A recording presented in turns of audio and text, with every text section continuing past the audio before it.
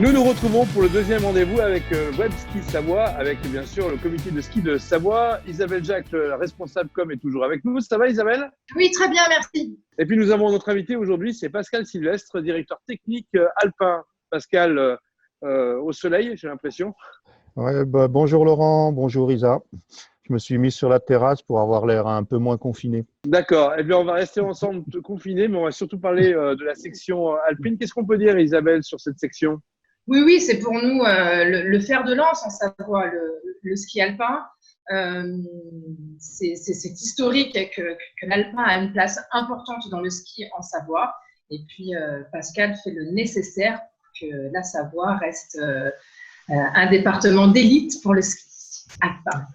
Un département d'élite, comme le dit Isabelle, Pascal, avec un bilan sportif qui est plutôt positif pour cette saison 2019-2020. C'est une belle saison, hein. C'est pas non plus une saison exceptionnelle parce qu'on a eu du mal à la finir. Et puis il restait beaucoup de très belles compétitions pour rendre cette saison magnifique. Donc une belle saison avec nos très costauds en Coupe du Monde, hein, qui ont fait le boulot, que ce soit Alexis qui nous a tenus en haleine jusqu'à la fin, puisqu'il a joué le classement général de la Coupe du Monde, que ce soit Clément à qui manque rien pour gagner le club de cristal en slalom. Donc il nous a manqué un petit peu de réussite, il faut être honnête. Puis après de très belles saisons de Jo Claret, de Clara Digrez et de tous nos athlètes au plus haut niveau. Belle saison aussi au niveau des athlètes de la Coupe d'Europe, puisque beaucoup d'athlètes, notamment ceux qui étaient dans les équipes comités les années précédentes, ont grimpé vers le meilleur niveau mondial, puisqu'ils ont pris les 15 en Coupe d'Europe. Ça, c'est très, très bien. Donc, on se retrouve avec une jeune génération de niveau B qui promet.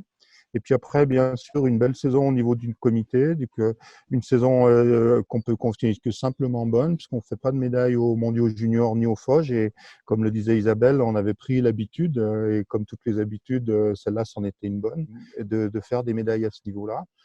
Une très belle saison aussi au niveau de nos districts et au niveau des jeunes, puisqu'ils gagnent l'OPA, qui est la course internationale des moins de 16 ans.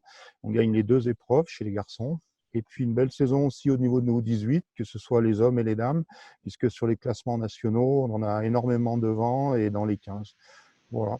Comme le dit Isabelle, c'est en toute façon, c'est tout à fait logique qu'en Savoie, il y ait des bons résultats, il y a des clubs solides, et puis on a aussi un environnement avec nos stations qui est top. On peut dire que les champions savoyards, Isabelle, nous ont fait rêver cette année, et c'est bien aussi pour la communication du comité de ski de Savoie. Pour que le comité, pour que la Savoie reste forte dans le ski, il faut des bons résultats. Et pour avoir des bons résultats, il faut que derrière, financièrement, administrativement, en termes de communication, on soit aussi très solide. L'un ne peut pas faire sans l'autre. Donc, on va dire que cette période douloureuse que nous vivons actuellement va largement compliquer la tâche. Alors, la situation de nos athlètes aujourd'hui, Pascal, qu'en est-il? Ils sont tous confinés à la maison. Comment ça se gère cette après-saison? Nous, on a fait un choix, Laurent, un peu particulier, c'est-à-dire qu'on s'était dit qu'on avait déjà beaucoup skié, beaucoup enchaîné les compétitions. Et du coup, quand le mardi, on a eu le fait que tout s'arrêtait, les stations, tout ça, on a mis tout le monde au repos sans forcément un programme physique particulier. Et on s'est dit aussi que ce temps en famille qui est tellement rare dans la vie d'un jeune champion, il était là, il était possible. Donc on s'est dit on va l'utiliser. Et puis on se remettra en prep physique, non pas encore la semaine prochaine, mais la semaine d'après. Voilà, on s'est dit, quitte à faire le repos, le faire maintenant avec tous nos jeunes athlètes, soit les filles et les garçons. Et puis pour la suite, peut-être, on l'espère, skier au plus vite. Pascal, votre rôle pendant cette période de confinement, c'est bien sûr d'appeler, d'assister, peut-être des visioconférences. Comment ça se passe pour vous avec eux? Ouais. Au niveau des athlètes, on s'est tous mis en stand-by un petit peu, c'est-à-dire qu'on vit, vous le savez, hein, on vit presque 200 jours par an ensemble, voire 200, 210. Donc 2 semaines à couper les uns par rapport aux autres, c'est pas un problème. On revivra 200 jours ensemble par la suite. Après, ce que j'essaye de faire au niveau de toutes les équipes, c'est d'amener de la sérénité en publiant assez vite les sélections ou en publiant assez vite aussi, en communiquant assez vite avec les athlètes qu'on peut-être on conservera pas.